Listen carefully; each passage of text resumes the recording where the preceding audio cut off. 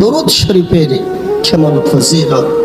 সেই জন্য আল্লাহ তো তার ইমানদার বান্দাকে দরুদ পড়ার জন্য হুকুম দিলেন, এবং আমার নবীও সাহাবায়ে কেরামদেরকে কিভাবে দরুদ পড়ার জন্য তাকিদ দিচ্ছেন, নির্দেশ দিচ্ছেন। দেখুন, সেই জন্য বেশি বেশি আমার নবীর উপর দরুদ শরীফ পড়বেন।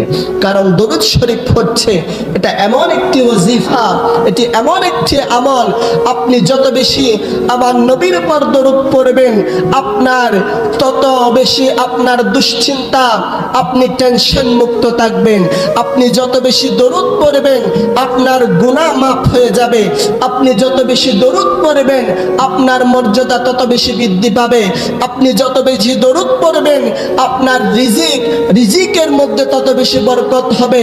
আপনি যত বেশি দরুদ পড়বেন, আপনি আমার নবীর তত কাছে চলে যাবেন।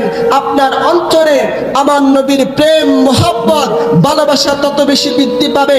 আমার নবীজি বলছেন, আওলান নাসি বি ইয়াউমাল কিয়ামা আকসারুহুম আলাইয়া সালাত।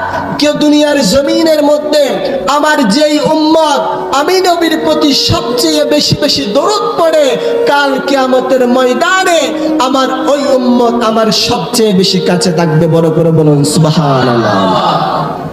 আমরা নবীর কাছে থাকতে চাই কিনা? আমার নবী বলছেন, যত বেশি দরুদ পড়বেন আমার নবী কাল কিয়ামতের ময়দানে আপনাকে ছাড়া বেহেশতের মধ্যে যাবেন না।